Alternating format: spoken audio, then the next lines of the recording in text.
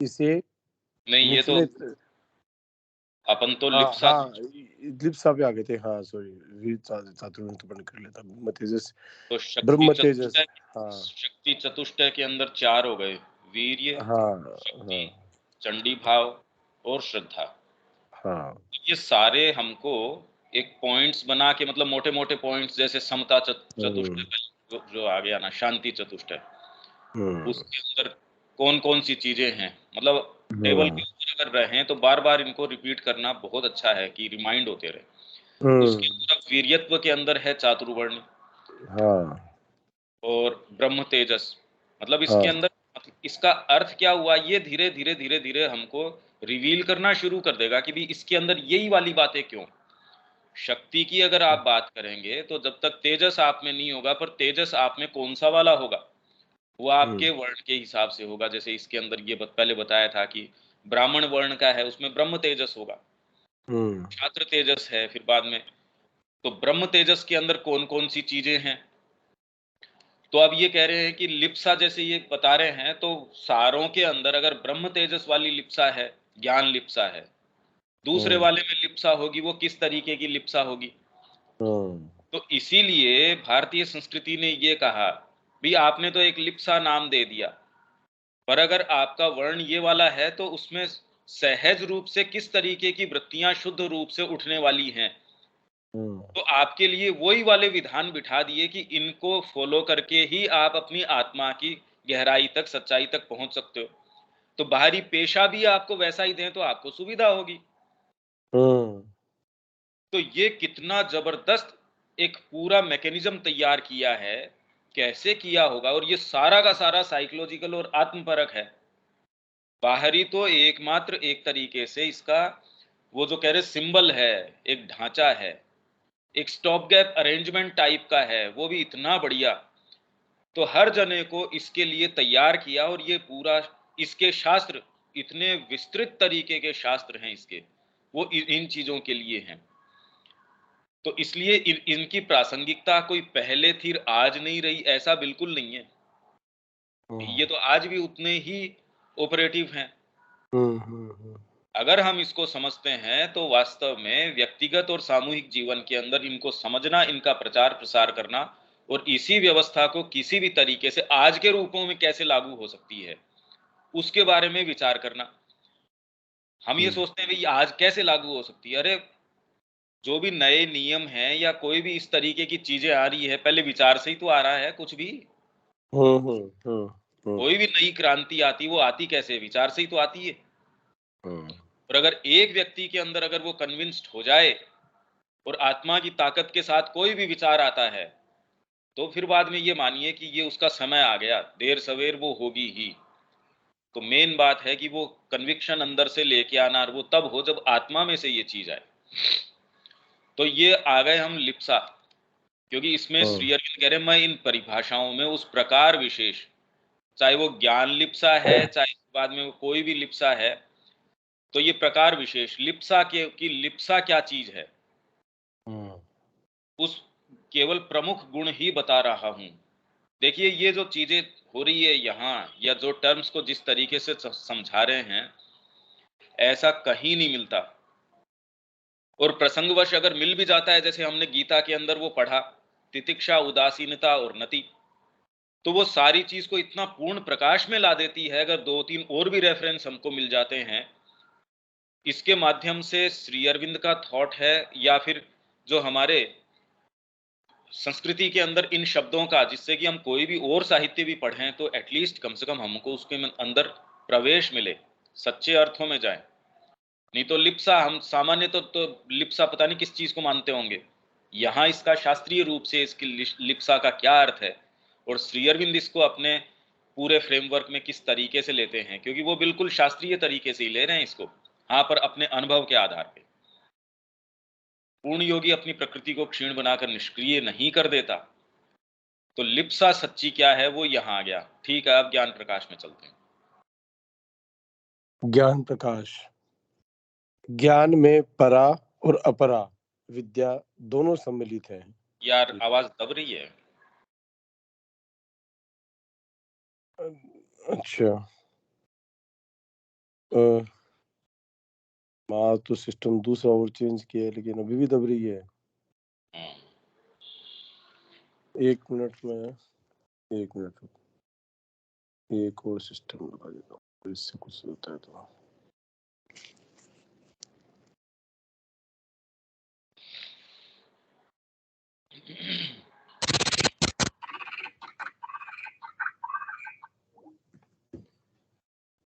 ज्ञान प्रकाश, अभी कैसे आवाज? ठीक है, एक बार चलते हैं। हाँ, ज्ञान में परा और अपरा विद्या दोनों सम्मिलित है। अपने आप में ब्रह्म जो है उसका ज्ञान तथा संसार का ज्ञान, परंतु सांसारिक मन के क्रम को उलटकर योगी पहले ब्रह्म को जानने की और तब फिर ब्रह्म के माध्यम से संसार को जानने की चेष्टा करता है। ये फंडामेंटल काम है। हम्म, ये शिफ्ट आ जाता है जैसे ही आपको ये कहते हैं कि ये द्विज है। ये कोई आर्बिट्रेरी या सोच समझ के कि आपने यूं ही विचार कर लिया, आप बैठे हैं जी मैं आज द्विज हूं तो चलो मैं अपने क्रम को उलट देता हूं। अब मैं आप तो वाक्य जो है उसको तो सर्वोपरि मानूंगा, माँ की जो वाणी है वो तो सर्वोपरि है, उसके ऊपर जो अनुमान है वो 2 नंबर का है, और जो प्रत्यक्ष प्रमाण है जो इंद्रियां देख पाती है या इंद्रियों के ही एक्सटेंशंस हैं। टेलीस्कोप से आप देख रहे हो, अब इंद्रियां तो कोई यूं तो आंख देख नहीं रही, कोई माध्यम से देख रहे हैं। आप जैसे सोनोग्राफी के अंदर है उससे उस डिवाइस से आप देख पा रहे हैं, या फिर एक्सरे के माध्यम से आप देख रहे हैं, तो इंद्रियां डायरेक्टली तो नहीं देख रही पर उसका विकल्प है, उससे देख रहे हैं। तो ये सोच समझ के नहीं हो सकता, ये बिल्कुल अलग तरीके का मूवमेंट है। ज्ञान में परा और अपरा विद्या दोनों सम्मिलित है। परा मतलब जो ऊपर की है, अपरा जो ये नीचे हमारी जो सामान्य है वो। ये गीता भी इसका भेद करती है। अपने आप में ब्रह्म जो है, अब अपने आप में वो तत्व क्या है उसका ज्ञान, कि वास्तव में वो तत्व क्या है उसका ज्ञान तथा संसार का ज्ञान। परंतु सांसारिक मन के क्रम को उलटकर योगी पहले ब्रह्म को जानने की और तब फिर ब्रह्म के माध्यम से संसार को जानने की चेष्टा करता है। इनफैक्ट समझदारी यही है। श्री अरविंद कह रहे हैं कमल का अगर रहस्य आपको जानना है तो कीचड़ का मंथन करके कमल को नहीं जान सकते। कमल के रहस्य को अगर समझना है, उसकी ब्यूटी को समझना है, तो उसके जो हेवनली आर्केटाइप है, जिस स्वर्ग के अंदर उसका प्रारूप बसता है, वहां उसको देख के कि इसका मूल प्रारूप ये है। अच्छा भाई, आप ईंट का विश्लेषण करके आपके मकान को नहीं जान सकते। वो तो आप मूल प्रारूप को, जिसके मन में ये संकल्पना आई कि ऐसा मकान, उसके पीछे या कोई भी ऐसी वास्तव में संरचना हो जो अध्ययन करने लायक हो, तो जो जिसने मूल संकल्पना करी थी उसको जान के ही तो आप उस वस्तु को जान सकते हो, उसके मूल रूप को जान सकते हो। अगर हम ये नहीं जाने कि पांडिचेरी में अलग अलग चीजें क्या हैं और हम यूं ही उसको व्यापारिक संस्थान ही मान लें, सप्ताह के अंदर जाएं और ही कोई जैसे सारे बुक शॉप्स होती हैं वैसे ही मान लें। समाधि को अगर हम समाधि के पीछे जो भाव है वो न रख के अगर भौतिक दृष्टिकोण से देखें, तो मेरे को ये बताओ समाधि का कितना महत्व रह जाएगा। और यही आज समस्या चल रही है। सबसे मोटी समस्या इस चीज के अंदर चल रही है। पासिंग के अंदर खाली मैं ये कह दूं कि हम बार बार इस चीज को एनफोर्स किस चीज से करते हैं, इंद्रियों की तुष्टि के माध्यम से। अगर हमने जीव को थोड़ा सा प्रश्रय दिया, भोजन पे अगर हमारा आग्रह है, भोजन के कि मैं कितना सुख उससे ले लूं, तो हमारा जो ये मैकेनिज्म है उस पर और भार आ जाता है, और जो पराविद्या है या कोई थोड़ी सी भी सटल चीज है वो हमसे बच निकलती है, हमारा सिस्टम हैवी हो जाता है। तो वास्तव में अगर अब हम में से जो सीरियस हैं उनको ये जो जो चीजें हैं वो थोड़ी तो लागू करनी पड़ेंगी।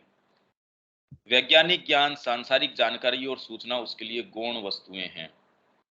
गौण बोल के ये नहीं कह रहे कि वो अनइम्पोर्टेंट है, गौण बिल्कुल ये नहीं है। भाई जैसे आप सुबह अपना सिस्टम साफ करते हैं, खाली करते हैं, वो आपके लिए ये नहीं कह रहे कि आपके लिए सर्वोपरि चीज यही है कि मैं सुबह पेट कैसे साफ कर लूं अपना। गौण बोलने से मतलब ये है कि आपके और बहुत विशाल और इंपॉर्टेंट मुद्दे हैं। मैं माँ की सेवा कैसे कर लूं, या अगर कोई व्यापारी है तो उसके मेरे ये व्यापार के अंदर ये बात है। मूल मुद्दा ये नहीं है कि मेरे सुबह में ब्रश कैसे कर लूंगा, पर इसका मतलब ये नहीं हुआ कि वो अनइम्पोर्टेंट हो गया, फिर भी आप रोज उठ के कर ही रहे हैं। तो वैज्ञानिक ज्ञान जिस पराकाष्ठा तक भारतीय संस्कृति लेके गई, वो हमको ये दिखा रही है कि जो लोग एकमात्र अनन्य रूप से एकांतिक तरीके से वैज्ञानिक ज्ञान के पीछे भी गए, वो भी उसको उतनी पराकाष्ठा तक मतलब कहीं ले ही नहीं जा पाए। अगर बाहरी विद्याओं की बात करो, गणित की, एस्ट्रोलॉजी की, किसी भी विज्ञान की, शल्य चिकित्सा की, सारों के अंदर यहां जितना विकास हुआ, दूसरी संस्कृतियों में उसके समकक्ष भी जो है, उसको आने में एक बड़ा लंबा समय लगा। न कि उसका प्राथमिक उद्देश्य जैसा कि वह सामान्य विद्वान और वैज्ञानिक के लिए होता है। इसलिए जब हम ये कहते हैं गौण वस्तुएं हैं, तो जो भी ये जिसके अपने खुद के प्रेजुडिसेस हैं, वो तुरंत ये कह देगा देखिए इसको तो ये इग्नोर कर रहे हैं। अरे भाई, इग्नोर नहीं कर रहे। ये किस इस आपके अंग की या किस चीज की कहाँ उसका उपयोगिता है। शरीर में अगर कोई समस्या है, कोई अंग काटना पड़े, तो आप कह देंगे ठीक है भाई, लाइफ सेविंग अगर कोई इश्यू आ गया तो हाथ तो काट सकते हो, पाँव को भी एम्प्यूटेट कर सकते हो। पर अगर वही हार्ट की रिस्क की बात आए, तो आपको कोई तो रिलेटिव सेंस तो जीवन में भी होना चाहिए। अगर निर्णय करना है तो कोई आधार तो होगा। तो गौण वस्तुएं बोल के ये नहीं कह रहे कि वैज्ञानिक ज्ञान जिसको हम वैज्ञानिक, इनफैक्ट वो तो वैज्ञानिक है भी नहीं। हमारा जो अप्रोच है, ये तो शायद आया भी था या आने वाला है, कि वैज्ञानिक का अवैज्ञानिक दृष्टिकोण। तो सांसारिक जानकारी और सूचना उसके लिए गौण वस्तुएं हैं, न कि उसका प्राथमिक उद्देश्य जैसा कि वह सामान्य विद्वान और वैज्ञानिक के लिए होता है। फिर भी हमें इन्हें भी अपने दायरे में लेना चाहिए और ईश्वर के संसार में पूर्ण आनंद को स्थान देना चाहिए। इसका एक प्रमाण मिलता है कि किस तरीके से श्री अरविंद अपनी हीलिंग पावर भेजते थे। तो उन्होंने कहा कि भी कुछ केसेस ऐसे हैं जहां general application of my force वो काम कर जाती है। स्पेसिफिक तरीके में फिर मैं ये पूछता हूँ कि इसके अंदर क्या क्या इंडिकेशंस हैं। इसके अंदर आपका जो आपने कोई रिपोर्ट करवाई होगी, अभी इन्वेस्टिगेशन करवाया होगा, किस अंग में क्या क्या है।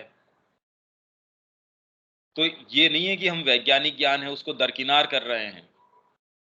इनफैक्ट उसको यूज किस तरीके से कर रहे हैं, आप सारी चीजों को काम में ले सकते हैं। योगी के तरीके भी भिन्न होते हैं, क्योंकि वह प्रत्यक्ष दृष्टि और समग्र ज्ञान की शक्तियों के अधिक से अधिक उपयोग की प्रवृत्ति रखता है और बौद्धिक साधनों के उपयोग की कम से कम।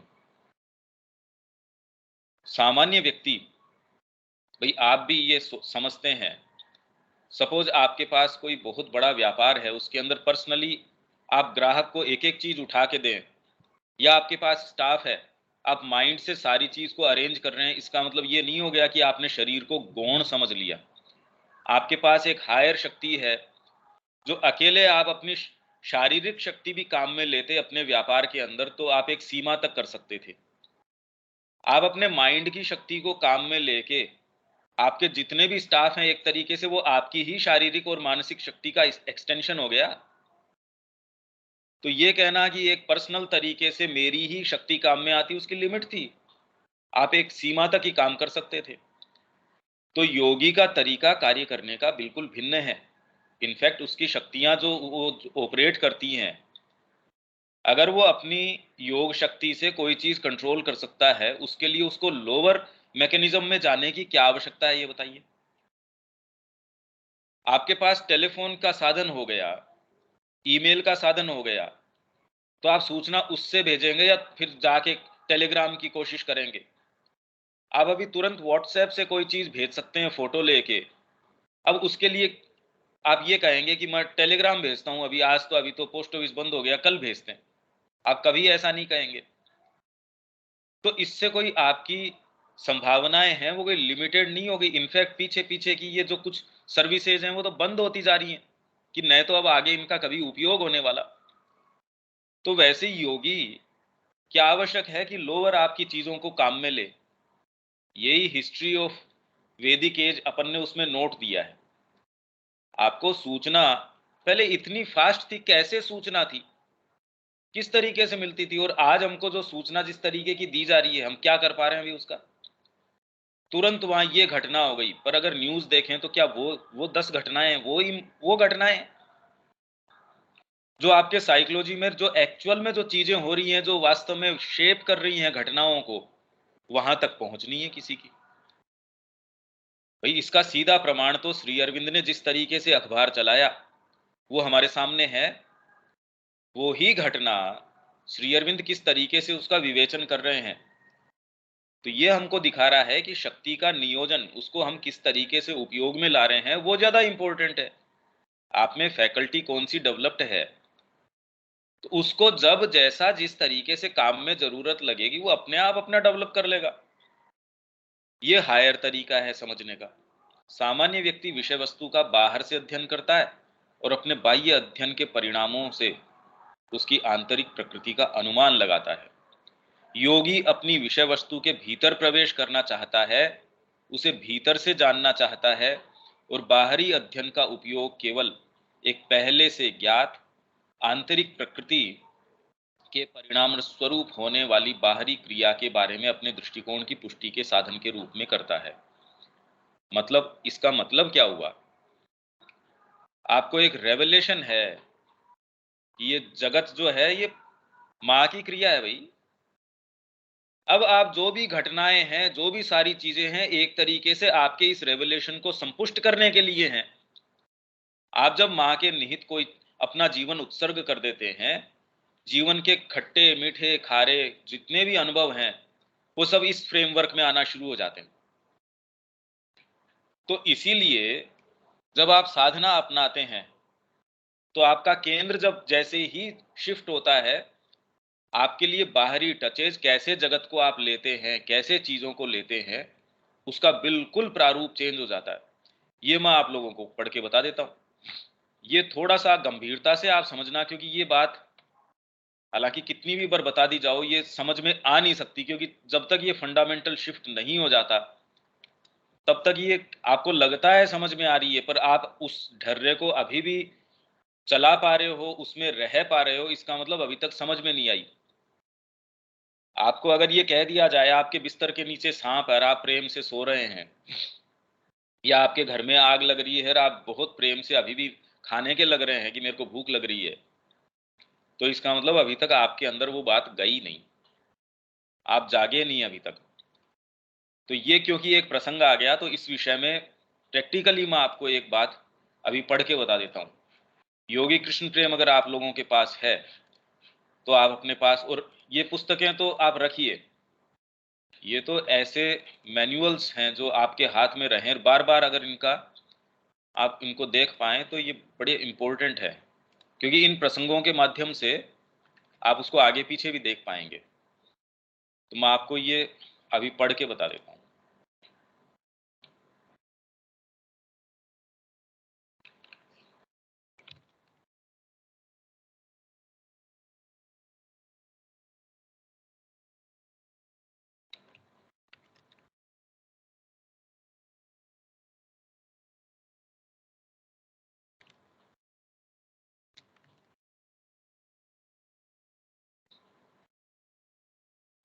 ये इस विषय में पत्र है कि जब आप साधना अपना लेते हैं। पेज क्या है? एक सेकेंड, ये पेज है 167। तो साधना अपना लेने के बाद क्या संशय आते हैं?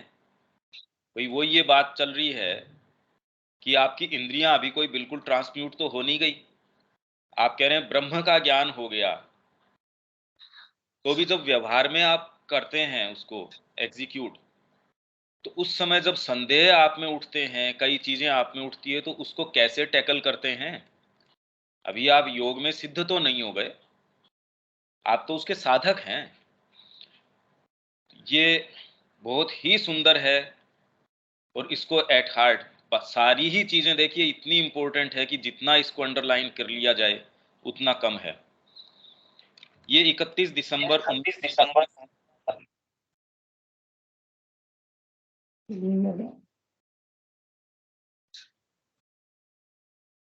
तो ये स्क्रीन मिल गई ना दीपक? 31 दिसंबर 1932 अल्मोड़ा। हाँ मेरे प्रिय दिलीप, क्योंकि इनके संदेह थे, इसीलिए ये इतनी इंपॉर्टेंट पुस्तक है। ये बार बार पढ़ने से, देखिए ये गंभीर बात है, क्योंकि दोनों ही इसका अगर आप प्रस्तावना भी पढ़ेंगे तो उसके अंदर ये है शुरू के अंदर कि एक मिस्टिक ने मिस्टिक से किस तरीके से पत्र व्यवहार किया, बात किया, और उसके अंतरंग जो मोमेंट्स है उसके अंदर एक दूसरे से क्या चर्चा परिचर्चा है। ये कोई साहित्य नहीं है, ये तो अंतरंग बातचीत है। जो मूलभूत प्रश्न है पथ के, उनको डील कर रही है। तुम पूछते हो कि क्या मुझे कभी संदेह हुए हैं? दिलीप कुमार रॉय ने पूछा कि आपको संदेह होते हैं क्या? क्योंकि दिलीप कुमार रॉय तो डेली श्री अरविंद को इतने पत्र, 4 वॉल्यूम तो प्रकाशन में आ गए, सोचिए, श्री अरविंदो टू दिलीप। और उसके अलावा और मटेरियल है जो वहां आर्काइव्स में, कहा साहब अब हमसे तो हो नहीं रहा, आप देखिए इसको, तो उस पर काम चालू है। मैंने ये देख लिया कि हाँ, तो अब तो नहीं, किसी गंभीर हद तक नहीं। वो कह रहे मेरे को अब इतने संदेह नहीं होते। मैंने ये देख लिया कि मेरे संदेहों का मूल कारण केवल यह था कि चीजें उस तरह से नहीं चल रही थी जैसा मैं चाहता था कि वे चलें। जब आप साधना में आ जाते हैं, आप एक थोड़ी सी भी अवस्था में आते ही आप जज करना शुरू कर देते हैं, ये व्यक्ति इस तरीके से नहीं है, माँ की क्रिया इस तरीके से नहीं होनी चाहिए, ये व्यक्ति तो मोरल ग्राउंड्स के ऊपर ही सही नहीं उतर रहा। अगर हम नेपोलियन के समय पे होते तो क्या हमको श्री अरविंद का उनको विभूति बनाए जाना क्या सही लगता? तो ये संदेह हो जाता, श्री अरविंद कैसी बातें कर रहे हैं। माँ किसी को ये कहती थी कि बेटा तेरे से मैं इस समय मिला करूंगी, तो ये पत्र है इसके अंदर, शायद एजेंडा के अंदर होना चाहिए। तो माँ ने कहा कि मैं ये जानती हूं कि जिस समय मैं ये कमिटमेंट कर रही थी, मेरी कोई चीज ये जानती थी अच्छे से कि मेरे को नहीं पता कि मैं ये फुलफिल कर पाऊंगी नहीं कर पाऊंगी, उस समय क्या होगा क्या नहीं होगा। पर मेरे लिए सत्य असत्य की ये नहीं कि ये सोच समझ के कैलकुलेट करके, मैं बैलेंस ऑफ फोर्सेस और एक डीपर ट्रूथ है उसके हिसाब से मेरे को जब जैसा आवश्यक है वैसी क्रिया करती हूं। मैं कोई बाहरी विधान के हिसाब से नहीं चलती। वो एक बड़ा आंतरिक विधान है। हो सकता है मैंने आपको कमिटमेंट किया हो और मैंने नेक्स्ट टाइम भी सेकंड जब उसका राउंड आया उसको फुलफिल करने का, तब भी नहीं कर पाई हो, पर मेरे को उस समय ये अंदर से ट्रूथ लगा, मैंने वो बोल दिया। वो कितना मैं कर पाऊंगी नहीं कर पाऊंगी, क्योंकि मैं सोच के थोड़ी कर रही हूँ, मैं तो कोई इंडिविजुअल थोड़ी हूँ उस तरीके से। कितनी कितनी वर्किंग है। अब किसी के मन में ये कि प्रोस्पेरिटी के अंदर ये पर्टिकुलर आइटम नहीं है, माँ दे दे तो कितना अच्छा हो, पर मांगूंगा नहीं। माँ ने वो चीज उसको पर्टिकुलर भिजवा दी जो प्रोस्पेरिटी के अंदर मेन्यू में ही नहीं है। वो गदगद होके माँ के पास जाता है, माँ आपको कैसे पता चला? माँ ने कहा मेरे को तो ये भी नहीं पता कि मैंने तेरे को भिजवाया है। मेरा हाथ जो है कोई एक दूसरी चीज है जो इतनी हार्मनी के अंदर है, जब जहां जिस तरीके से जो करना है। इसका मतलब ये नहीं कि माँ को किसी चीज का सेंस नहीं है। एक्चुअल में तो हम जब भी बात करते हैं उसका गलत अर्थ तो लगाया ही जा सकता है, लगाया जा ही रहा है। जब मैंने ये अपेक्षा छोड़ दी कि चीजों को मेरी इच्छा के अनुसार चलना चाहिए, तो संदेह भी गायब हो गए। ये सेंटेंस भी समझना मुश्किल है, क्योंकि पहले तो हम साधना में जाएं, फिर हमारी प्रकृति जिस तरीके की वो संदेह उठाए, उस संदेह को दरकिनार करके हम कोई डीपर चीज के ऊपर आए। ऊपर कही इस बात से मेरा अभिप्राय बिल्कुल भी यह नहीं है कि मैंने चीजों की मेरे अनुसार चलने की इच्छा न करने की अवस्था प्राप्त कर ली है। मैं अभी तक ऐसी स्थिति में नहीं आया हूं। मेरा अभिप्राय बस इतना है कि मैंने इन्हें अपनी श्रद्धा की पूर्वापेक्षाएं, मतलब पहले से अपेक्षाएं मैंने पूर्व रूप में धारण कर रखी है, शर्तें बनाना बंद कर दिया है कि ये इसी प्रकार की हों। तो ये वाली स्थिति जो हम नति की बात कर रहे थे कि भाई ठीक है परमात्मा कह रहा है, पर अभी इसके अंदर सक्रिय वाली बात नहीं है। देखिए इसमें अंतर है। हम जो पहले जो बात कर रहे थे शांति चतुष्टय के अंदर समता वाली, तो ये निष्क्रिय की ठीक है, मैंने ये तो मान लिया भाई, शर्तें बनाना बंद कर दिया है मेरी तरफ से। उसके अंदर इस तरीके का व्यवधान तो नहीं आ रहा। मैं आपको परेशान नहीं करूंगा, आप चुपचाप, जैसे पुलिस को वो कहते हैं, पुलिस कहती है भी हम इस समय नहीं आएंगे, आप अपना काम कर लेना, हम पिक्चर में आके ये नहीं कहेंगे कि हमने इसके अंदर सहयोग किया, वो हम नहीं करेंगे। तो वैसे ही ये कह रहे हैं शर्तें बनाना मैंने बंद कर दिया है। मैं मानता हूं कि अपने तरीके से चीजों के चलने की कामना करना ही समस्त संदेह का मूल कारण है। ये साधना की बातें चल रही है, आप सामान्य जीवन के अंदर इस तरीके से लागू करेंगे, ये चीजें लागू नहीं होंगी। मेरा स्वयं का दृष्टिकोण तो कुछ इस प्रकार का है। ये सबसे इंपॉर्टेंट बात है। यह सुविज्ञात है कि प्रमाण के 3 मुख्य स्रोत हैं, प्रत्यक्ष, अनुमान और शब्द या आप्तवचन। इसी की बात अभी ब्रह्म जो है, ब्रह्म वाक्य है, उसके ऊपर हमारी बात चल रही थी। अब सामान्य मत इससे आरंभ करता है कि प्रत्यक्ष ही सर्वाधिक प्रमाणिक है। अरे मैंने टेस्ट किया है भाई, मैंने देखा। आप कैसे कह सकते हैं सुना है मैंने कान से, आप कैसा कह सकते हैं कि ऐसे नहीं है? या फिर जिसमें थोड़ी कम अकल है वो कहते कैसे, छपा है ना अखबार के अंदर। अगर इतना हम आंख बंद के ब्लाइंडली, किस लिए? छापे में आ गया भाई। एक मशीन के अंदर किसी ने आपकी कोई जांच करके ये दे दी कि अब तो मरना जरूरी हो गया साहब आपका, क्योंकि मशीन कह रही है। तो मशीन भी तो हमने ही बनाई है। जैसा कि लोग कहते हैं देखो तो जानो। तो सबसे पहले तो है सामान्य मत क्या है? प्रत्यक्ष, आंख से देखा है साहब मैंने। उसके बाद अनुमान, और अंत में कोई विश्वसनीय सत्ता या आप्तवचन। श्री अरविंद माँ जो है पूरे विश्व को गति प्रदान कर सकते हैं, उसकी घटनाएं हैं, उनको विश्व युद्ध को दिशा दे सकते हैं, पर मेरे अगर कोरोना हो गया या कोई दूसरी चीज हो गई, उसमें तो उनकी कृपा देखो कैसे काम कर सकती है। उसके अंदर तो डॉक्टर के पास ही भागना जरूरी है। यह दृष्टिकोण यदि साहसिक रूप से इसका अनुसरण किया जाए तो अनिवार्य रूप से रसेलवाद तक ले जाता है, जबकि इसके विपरीत अतीत में चिंतन के सभी संप्रदायों के सभी महान दृष्टाओं ने सर्वथा विपरीत दृष्टिकोण अपनाया है। भाई उसको भेज दिया लेके कि ये गाय ले जा सो, मरी सी गाय हैं, जब ये 1000 बन जाएं तब लियाना,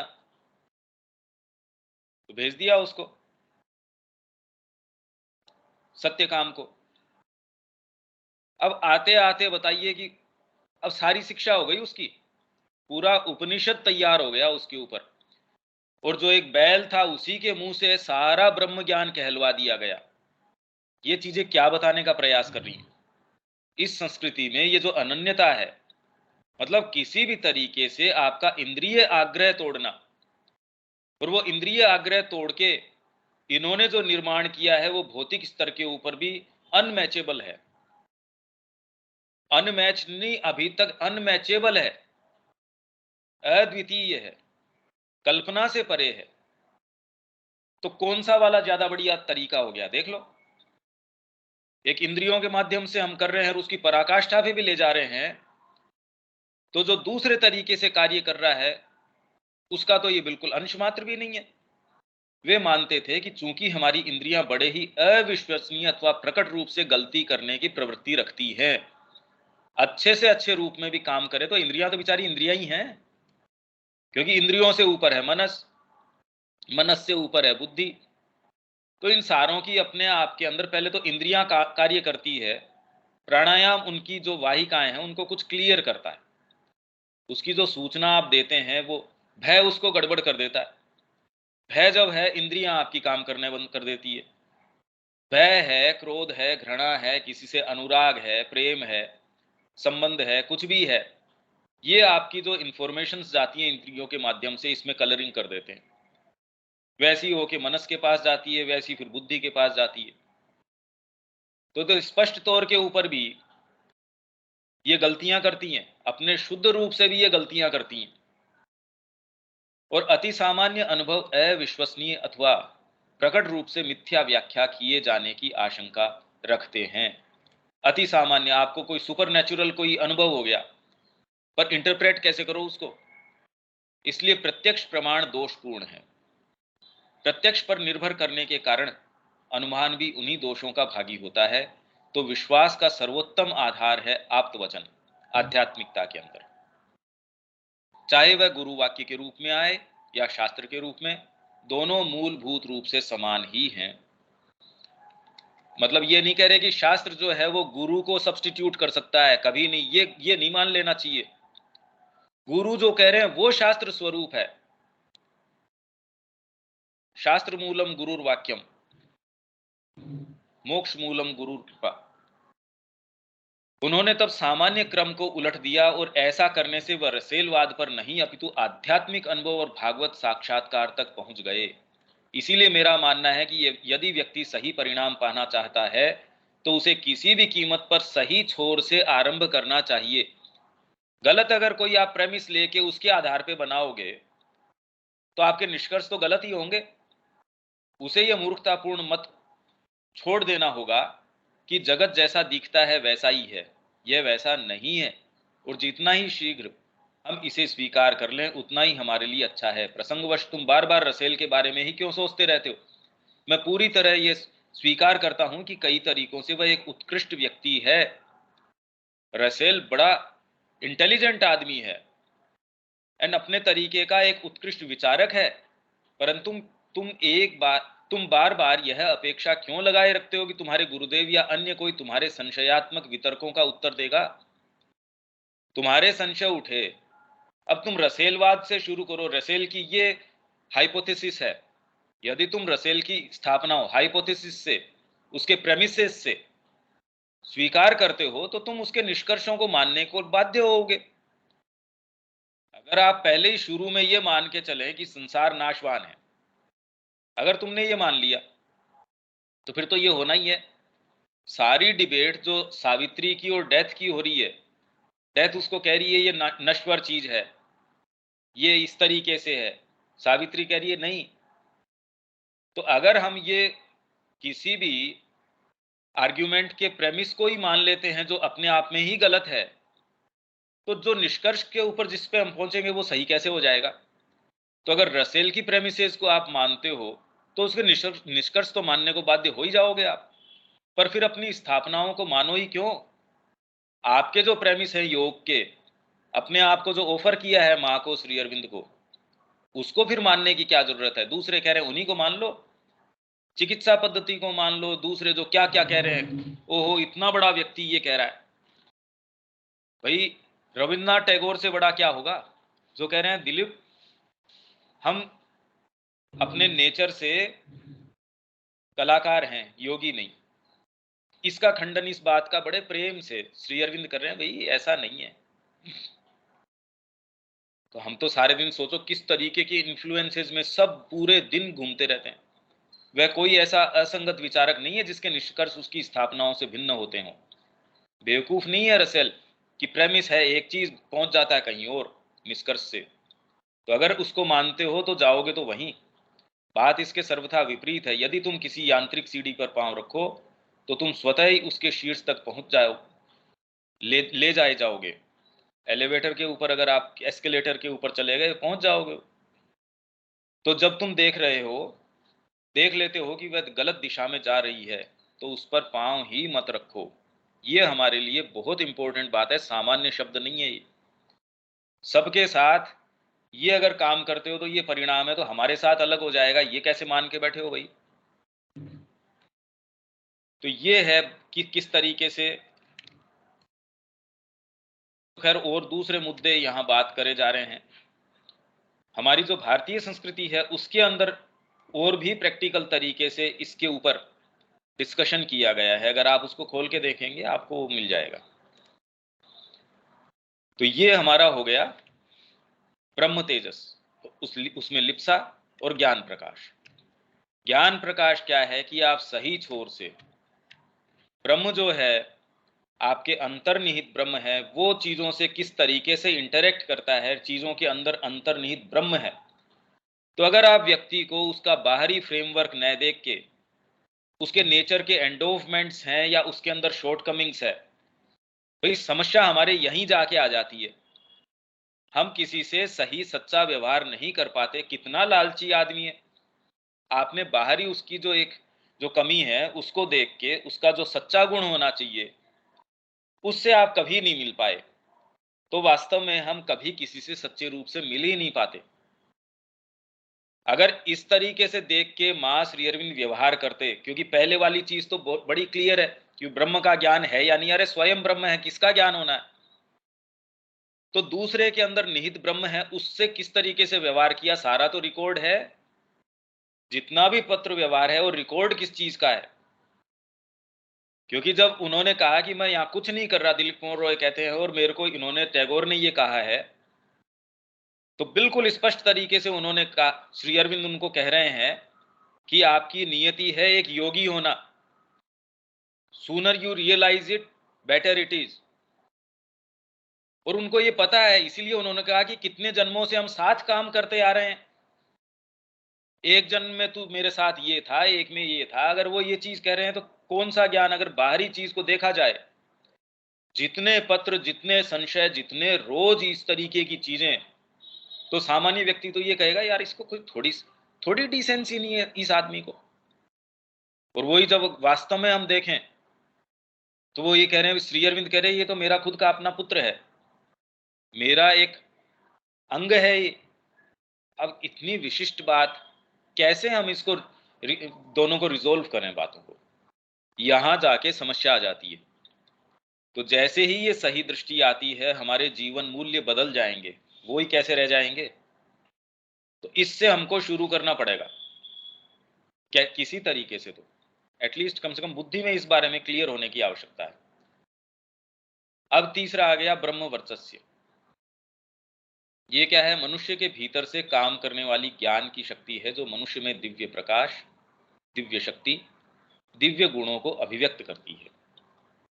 ये वर्चस्व जो है, ये आपके भीतर से प्रकाश, लाइट, आप में लाइट है, कैसे रिफ्लेक्ट करेगी जीवन के अंदर। अब ये आपने खुद ने अध्ययन किया, इसका क्या अर्थ निकलता होगा। कितने कितने लोगों ने मां श्री अरविंद का कब से पढ़ने के लग रहे हैं, कितने कितने सत्र करने के लग रहे हैं, पर जिस दिन पुकार आती है, एक जना उठ के ये आता है कि भी गोली कौन खाएगा, एक भाग के आता, पहली मेरे लगनी चाहिए, पहली आहुति मैं दूंगा। और जो आज तक ये कह रहा है साहब हम तो सेंटर चला रहे हैं, हम तो ये कर रहे हैं, हम तो वो कर रहे हैं, जिस दिन पुकार आती है उस दिन वो गली ढूंढता फिरता है, कोई कॉर्नर ढूंढता फिरता है। नहीं नहीं, इसमें ये जो तलवार चल रही है, आरा चल रहा है, इसके अंदर कौन सिर देगा, नहीं साहब मैं तो नहीं दूंगा। ओहो मेरा पुत्र नहीं आना चाहिए, पीछे खड़े होके हम जोश भरेंगे, देखो दूसरों के अंदर ये करना चाहिए, मां का कार्य करना चाहिए, इसमें ये करना चाहिए। ये आप में जो प्रकाश है, ये चीज बाहर लेके आती है कि हटो, करने लायक काम ये है। क्योंकि रोज आपके सामने नई चीजें आएंगी, नई बातें आएंगी। भाई इवन श्री अरविंद की वाणी भी है, उसके अंदर से वो कहना क्या चाह रहे हैं वो आपको कैसे प्रत्यक्ष हो कि हाँ ये बात है। दिव्य शक्ति, न अभी शक्ति हो सकती, क्योंकि न तो पहली वाली बात, अब यह शक्ति चतुष्टय चल रहा है, तो न तो अभी हमारे पास वो वीर्य वाली बात है, न उस पर चल रहे। दिव्य गुणों, जो गुण है हमारे अंदर, कौन से गुण हो सकते हैं। एक्चुअल में तो शिक्षा ये वाली चीज करती है, मिनिमम अगर सही शिक्षा है, आपके जो सद्गुण हैं, दिव्य गुण हैं, उनको उभार के लिए आएगा। स्पष्टवादिता है, जो 12 पेटल्स जो माँ की हैं, ये साहस है, प्रेम है, सद्भाव है, ये सारी चीजें आपके जो लेटेंट वास्तविक गुण है, फ्लॉलेसनेस है। आपके साथ कोई बैठा है तो आप ये नहीं कि मैं इससे क्या लाभ उठा लूं, आपको आवश्यकता ही नहीं उन चीजों की। बिल्कुल स्पष्टवादिता, इससे क्या होने वाला है क्या नहीं होने वाला, भी इससे मेरे को फर्क नहीं पड़ता। ये इस समय ये चीज है, स्पष्ट है भाई, इसमें क्या बात है।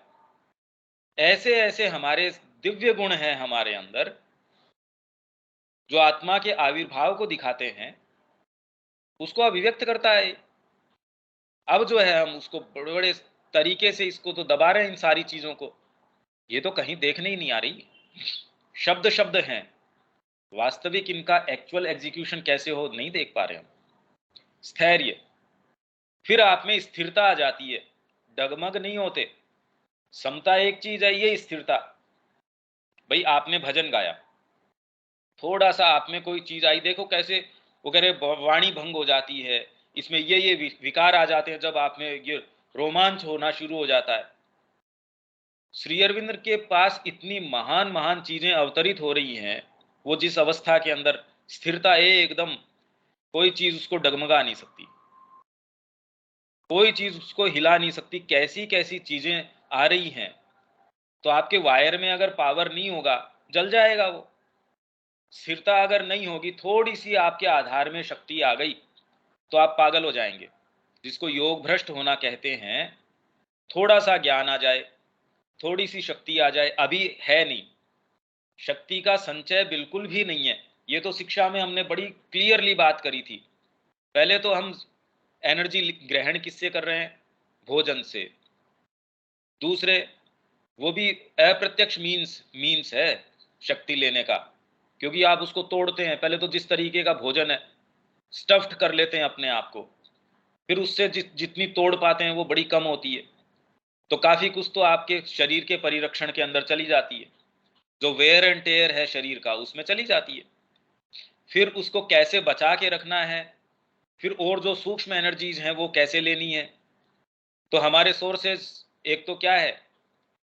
भोजन। उससे बड़ा वाइटल जो इंटरेक्शन है स्त्री पुरुष के बीच में है, या जिसको हम प्रेम मान बैठते हैं उसके बीच में है, या हम शक्ति, मेरी सत्ता, मेरा ये सब वाइटल से जो हम ग्रहण करते हैं।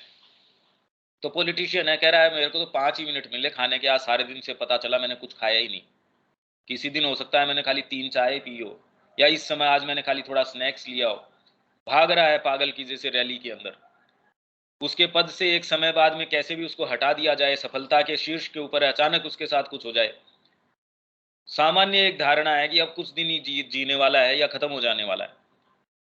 कोई स्टार है, उसका स्टारडम जैसे ही उसको लोग इग्नोर करना शुरू करते हैं, धीरे धीरे धीरे देखिए उसका तेज कैसे खत्म हो जाता है। साधना के अंदर ये तो और गंभीर बात है, स्थैर्य, स्थिरता। ज्ञान में स्थिरता की क्षमता है।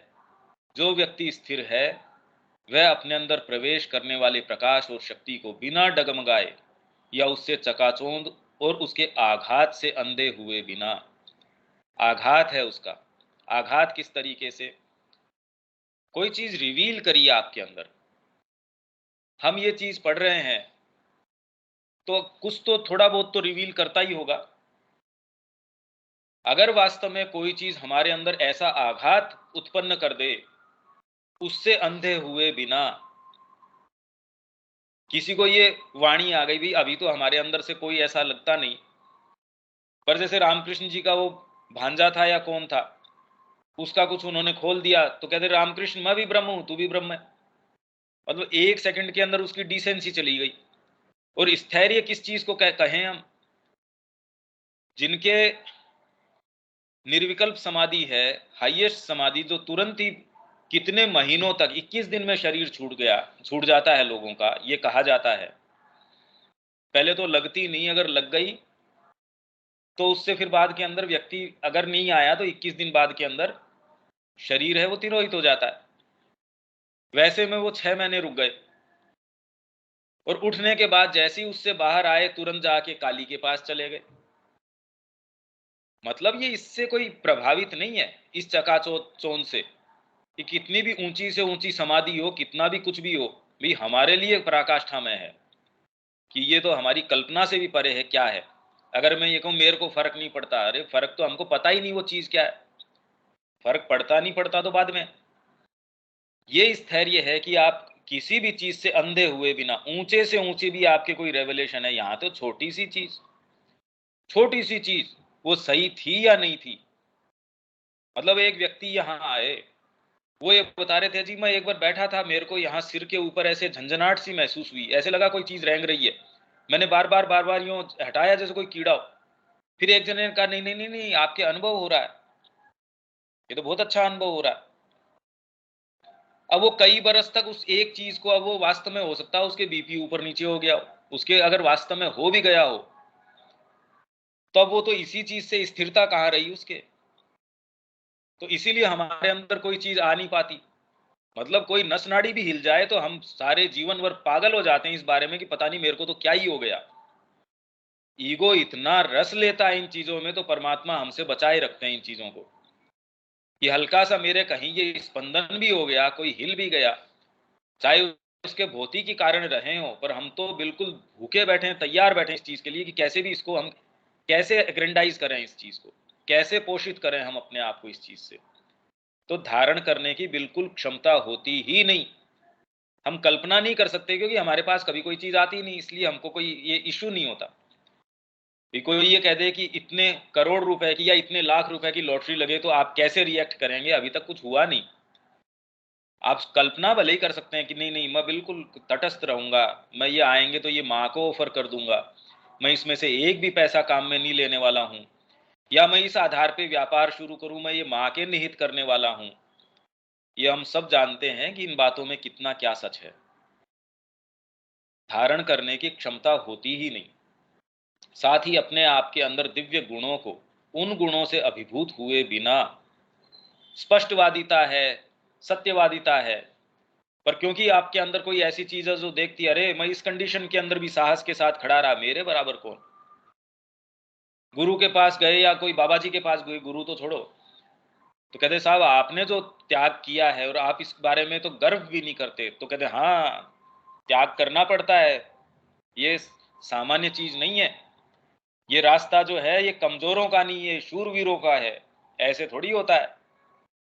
त्याग करना पड़ता है, इसके अंदर तपस्या करनी पड़ती है इसके अंदर, और धीरे सी उसकी कोई न कोई चीज है वो रस लेती है उसमें। मतलब ये बात तो खाली मां श्री अरविंद कह रहे हैं कि ये हमारी चीजें इस तरीके की हैं, हमारे ऐसे ऐसे भाग हैं। एक अवस्था के अंदर वो पराखा काष्ठा के ऊपर हो सकता है वो साधु महात्मा, ये अंग है, उन गुणों से अभिभूत हुए बिना वो गुण हो सकते हैं हमारे अंदर, सेल्फ गिविंग है बिल्कुल, और फिर भी हम किसी अंग के अंदर उससे अभिभूत हुए बिना, अरे वाह ये न हो, अरे ये तो संभव ही कहाँ है। और प्रकृति के अंधे और तीव्र बहाव के अधीन हुए बिना ग्रहण करने और व्यक्त करने में समर्थ होता है, ये है स्थैर्य, उसमें धारण सामर्थ्य होती है।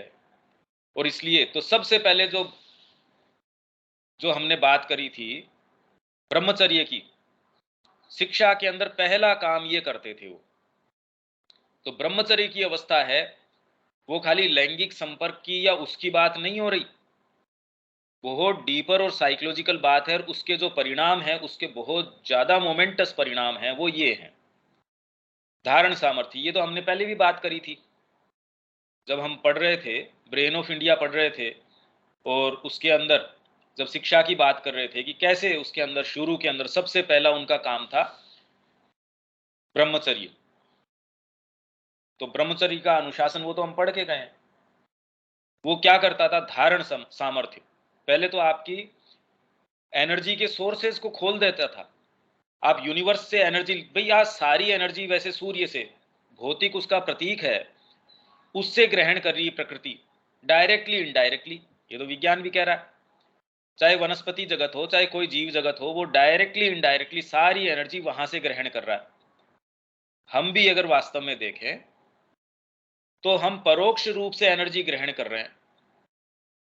अगर हम प्रत्यक्ष रूप से कर पाते, जैसे नींद के अंदर जाके हम वास्तव में जहां से एनर्जी ग्रहण करते हैं वहां तो कुछ ही क्षण रह पाते होंगे। नींद का जो सच्चा कारण मां श्री अरविंद बताते हैं, इसीलिए वो कह रहे हैं अगर वास्तव में आप जा पाते या आप में ये अभ्यास होता तो इतनी देर सोने की आवश्यकता ही नहीं थी, क्योंकि जो काम आप नींद के अंदर इतने घंटे जाने आने यात्रा के लिए करते हो, बस खाली जैसे कहीं जाके सिग्नेचर करके आए, अब यात्रा 3 घंटे 4 घंटे की बढ़ा दो तो उससे थोड़ी कोई आपने उतना समय थोड़ी लगा उस काम विशेष में। तो यही है, धारण सामर्थ्य होती है, और इसलिए जब ये चीजें उसमें प्रवेश करती हैं तो कोई आधार की असमर्थता के कारण वह इन्हें गंवा या बिखरा नहीं देता। इसलिए ये देखिए कि शिक्षा में अब कौन सी चीज जरूरी है कि आप में अगर डीपर चीजें आए, अभी तो हम उभार रहे हैं इनको, अभी तो स्थिरता न रहे, धारण सामर्थ्य न रहे, सारा प्रयास इसका है। अब क्या करना चाहिए देख लो आप, हमारे सामने चीजों के रहस्य उजागर हो रहे हैं, ये डीपर कैसे चीजें काम करती है। तो ये कभी भी हमारा आज का विज्ञान तो इन चीजों के ऊपर उसकी वर्तमान सोच और समझ से, दृष्टिकोण से इस तक तो जा ही नहीं सकता कभी।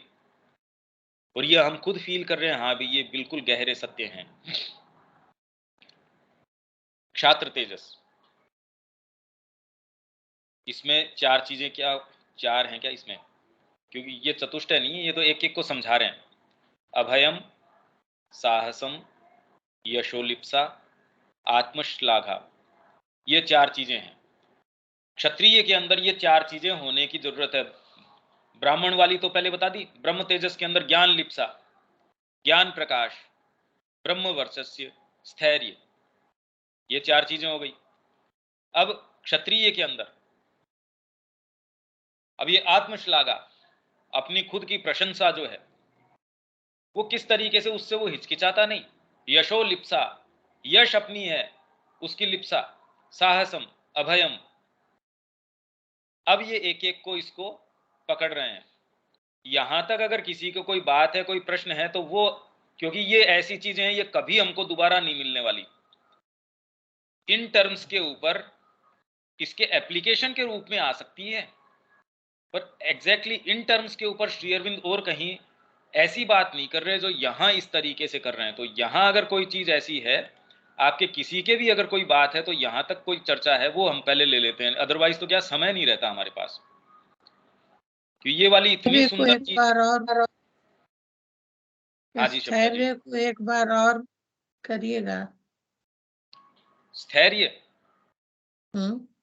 हमारे सिस्टम में स्थिरता, स्थिरता नहीं है भाई। अगर आप फिजिकल बीइंग की भी बात करें तो उसके अंदर स्थिरता नहीं आती, हीट एंड कोल्ड।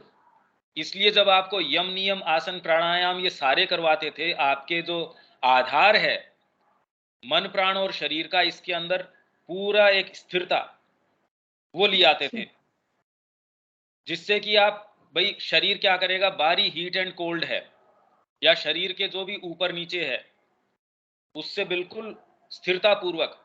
भाई माइंड से आप बिल्कुल कठोर हो गए, मैं माँ के लिए हूं, पर बुखार इतनी तेज है आज, इतना मेरे कोई कोई शारीरिक व्याधि है, उस समय तो कैरी आउट अगर मेरे को करना हो माँ की ड्यूटी, वो नहीं कर पाऊंगा।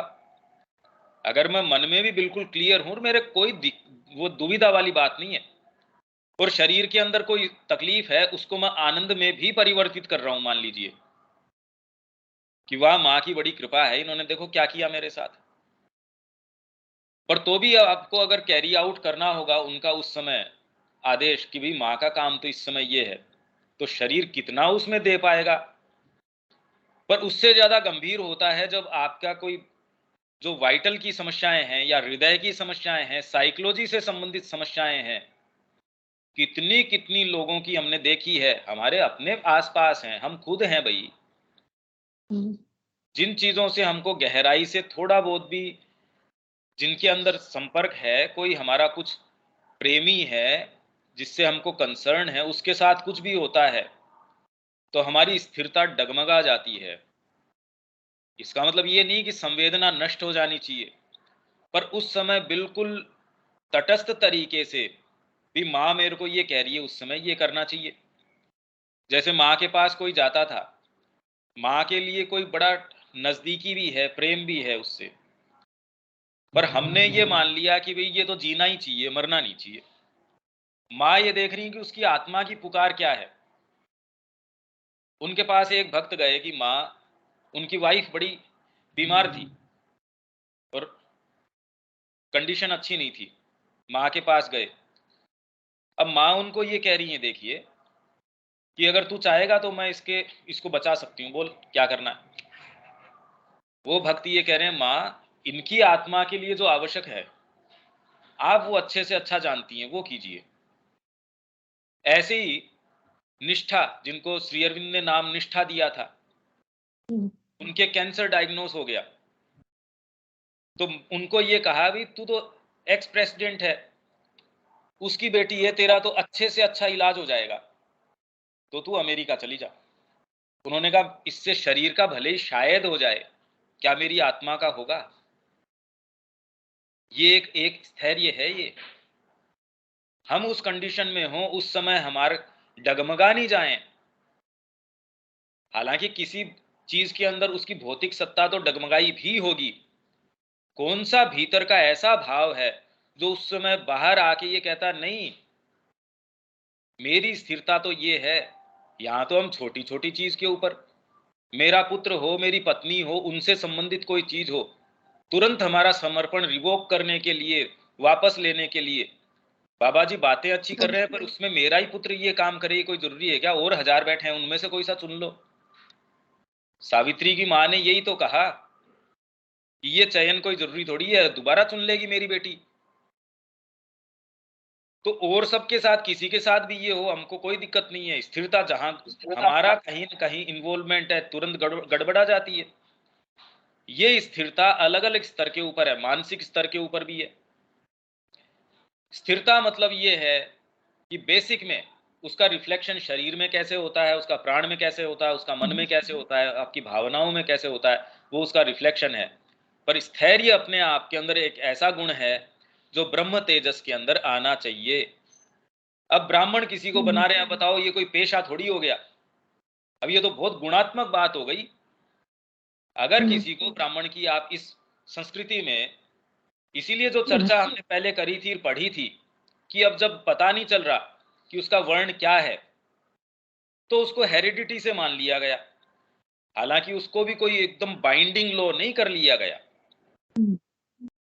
उसके अंदर भी फिर बाद में उसको परिवेष्टित कर रहे हैं, भी इस परिवार से आया है, तो ये मान लिया कि आत्मा ने अपनी निज अभिव्यक्ति के लिए कुछ सोच विचार करके ऐसा वातावरण, ऐसा परिवार, और जो निश्चित रूप से उसका प्रभाव है, क्योंकि साधना के अंदर आप ये देखेंगे तो एक बड़ा भाग, लगभग इस क्षेत्र के अंदर आपको व्यापारी वर्ग तो बहुत कम मिलेगा। क्यों? उनके कैलकुलेशंस मिटते ही नहीं। वो अपनी योजना की इससे माँ मिल जाएंगी, इससे मेरे को, मैं माँ का काम ये कर सकूंगा, वो कर सकूंगा, ये योजनाएं उसकी खत्म ही नहीं होती। भाई मेरा बीइंग स्वतः ही माँ की ओर जा रहा है, उसका क्या कारण है, उससे क्या फायदा है, लाभ है, कोई मतलब नहीं है उससे। ये धारण करने की क्षमता ये आ गई। उन गुणों से अभिभूत हुए बिना, अंधे और तीव्र भाव के अधीन हुए बिना ग्रहण करने और व्यक्त करने, पहले तो हम ग्रहण ही नहीं कर पाते, क्योंकि ग्रहण करने की क्षमता ब्रह्मचर्य ही नहीं है। और वो कैसे कैसे बिखरता है, ये हमने बहुत अच्छे से बात करी थी कि जैसे नैतिक अगर आप अपने को सही नहीं रख रहे हैं तो आपका स्खलन हो जाता है। तो जैसे ये मानसिक होता है, शारीरिक होता है, वाचिक भी होता है। एक गलत स्लैंग वर्ड आपने मुंह से कहा, कोई गलत आप वाणी से कोई बात कह रहे हैं, तो वो आपकी शक्ति को, मतलब आपके ब्रह्मचर्य को स्खलित कर देगा। कैसे अपने आप को हर क्षण उसी चेतना के अंदर रख पाना, ये नहीं हो पाता। अगर आप में सच्ची कोई चीज आधारशिला नहीं है तो ये धारण सामर्थ्य नहीं हो सकता। नीचे अगर आपका आधार कमजोर है, उस पे जब आप भवन खड़ा करेंगे तो उसकी जितनी क्षमता है उससे एक्स्ट्रा वजन आते ही वो चरमरा जाएगा। ये है स्थैर्य। तो ये स्थैर्य की लिमिट है। आत्मा ही एकमात्र वो सच्चा आधार है जो इसको ये आधारित कर सकती है, धारण सामर्थ्य प्रदान कर सकती है। ये आप पाएंगे। इसका जब मंथन करेंगे, शरीर के आधार पे आपने अगर तितिक्षा कर ली तो एक सीमा के बाद टूट जाएंगे आप। आपने उससे उदासीनता, आपने साइकोलॉजिकल आधार पे एक सर्टेन पोइज कर लिया पर आनंद नहीं आ रहा, संदेह फिर भी है। अभी ठीक है, श्री अरविंद कह रहे हैं मैं उनके कार्य के आड़े नहीं आऊंगा, मैं इसमें व्यवधान नहीं करूंगा, पर आनंद नहीं है मेरे को। नति मैंने समर्पण भी अपने भाव से पूरा तटस्थ तरीके से कर दिया, पर सक्रिय जो है वो अलग है। पर अगर ये कर भी दिया और आप में कोई डीपर चीजें आनी शुरू हो गई, ग्रहण करने की मेरे में क्षमता नहीं है, मैं तो बिखर जाऊंगा। जैसे कोई गरीब व्यक्ति है जिसने कभी पैसे देखे नहीं एक साथ, लॉटरी अगर उसकी लग जाए, पागल हो जाएगा, वो सो ही नहीं पाएगा। ये चीजें जब हम जीवन में वास्तव में टचेस देखते हैं और हम कैसे उनके प्रति रिएक्ट करते हैं, छोटी छोटी चीजों में हमारे में कोई स्थिरता नहीं है, तो गंभीर चीज में तो होने का कोई अर्थ ही नहीं है। ये सारी चीजें आवश्यक हैं। अब ये देख रहे हैं आप, चतुष्टय जो, जिनकी ये सप्त चतुष्टय की बात कर रहे थे, ये छोटा सा अंग है। इसके अलावा और कितनी कितनी सिद्धियां हैं एक एक सिद्धि भी अपने आप में और कितनी कितनी चीजों की बातें करती है, क्योंकि एकांगी नहीं है। अगर स्थिरता की भी बात करेंगे, पूरे सिस्टम में प्रकाश लिया आएगा ये स्थिरता ही। ये सारे इन्होंने प्रमाणित किए, इन्होंने सिद्ध किए हैं, रियलाइज किए श्री अरविंद ने। अब सोचिए, ये हमारे कल्पना से परे है। ये सारे काम उन्होंने किए, पर उसका कोई आधार कि मेरे को ये मिल जाए, कभी नहीं। सब एक्सपेरिमेंटल मोड के ऊपर कि ये चीजें क्या ऐसी हैं, क्या ऐसी हैं, क्या ऐसी हैं, कि कैसे परमात्मा का यहाँ जो गोल्डन रिवर है उसको मैं यहाँ बहा सकूं, वो इस पृथ्वी पर ला सकूं। सारा प्रयास एकमात्र इसी का है। अब ये सोचिए, ये क्या प्रयास है। तो ऐसों के अगर हम अनुयायी हैं और दिन हमारा बीतता है दूसरी चीजों के अंदर, ये नहीं होना चाहिए। ये तो बिल्कुल नहीं होना चाहिए। ये तो कोई भी सेल्फ रेस्पेक्टफुल व्यक्ति कभी ऐसा नहीं करने की कोशिश करेगा। हम क्यों करें। अब इसमें कोई बात नहीं तो कल छात्र तेज वाला जो है ना, बहुत ज्यादा इंपॉर्टेंट है ये सारी चीजें, और इनकी कहीं चर्चा नहीं होती, क्योंकि तुरंत आपके ऊपर ये लगाम लगाने की बात चल रही है। ये तो अच्छा नहीं लगता ना। हम सत्र भी ऑर्गेनाइज करते हैं तो उसके अंदर मेन्यू क्या है, बीच में रिफ्रेशमेंट का या इसके बाद का, ये चर्चाएं होती है। अब बताओ, उसमें अगर आप बात कर रहे हो स्थिरता की या अनुशासन की, उसमें करने के बाद में आपका सारा केंद्र इस चीज के ऊपर है कि रिफ्रेशमेंट ये होंगे, चाय ये मिलेगी, इसके अंदर समोसे होंगे, ये होंगे, जो भी मेन्यू आपका है, और पढ़ रहे हैं हम ये बात, ये दोनों तो साथ में नहीं जाती। जो सीरियस है उसके लिए, और इसीलिए जीवन में कुछ हो नहीं पाता। ठीक है, मेरे ख्याल से बिल्कुल क्लियर चल रहे हैं हम इसके अंदर। बाकी तो अब कितना आप मंथन कर सकते हैं वो तो आपके ऊपर छोड़ा गया है। रविकांत जी, ठीक बात चल रही है अभी? जी बिल्कुल ठीक कह रहे हैं आप, सही है। मंथन तो अभी हाँ, वो तो खैर अब इसको जितना मैं स्पष्ट कर सकता हूँ उतना मैं कर रहा हूँ, बाकी तो अब सबके लिए छोड़ा गया है। इसका मतलब ये नहीं कि मैं इन पे सारे समय आज तक, शुरू से लेके आज तक जितने भी टॉपिक हमने किए हैं, वो हमेशा ही मेरी चेतना के अंदर कहीं ना कहीं मंथन निश्चित रूप से चलता ही रहता है, और उसके रेवलेशंस अपने समय के ऊपर आते ही रहते हैं, इसलिए नई नई चीज जुड़ती रहती है। हाँ, विचार के रूप में नहीं, आनंद के रूप में। एक ये अच्छा, हाँ ये चीज ऐसे, और वापस उस चीज की पुष्टि होती रहती है। हाँ, बिल्कुल सही है ये। जैसे विवेकानंद जी ने कहा कि पहले मेरे को ये विश्वास था कि भारत पुण्य भूमि है, पर अब मेरे को इस चीज का जीवंत ज्ञान है। अब मैं तुमसे कहता हूं कि हाँ ये ऐसा ही है। तो एक ही बात कर रहे थे, वो क्या अलग कर रहे थे कि भारत एक पुण्य भूमि है, और अब मेरे को इसका जीवंत अनुभव है। हाँ जी, मैं कह रहा हूं, अफर्म कर रहा हूं कि भारत एक पुण्य भूमि है। तो वैसे ही आपको जब रिवील करती हैं रोज ये बातें, हाँ, पर आपकी कोई भाग ऐसा हो जो इस पे ड्वेल करे, इसके ऊपर चिंतन करे, पर अगर वही जीवन आप जी रहे हैं, वो नहीं जी सकते आप। ठीक है, हम इसको यहीं रोक देते हैं, कल फिर इसकी बात करेंगे। जय श्री मां।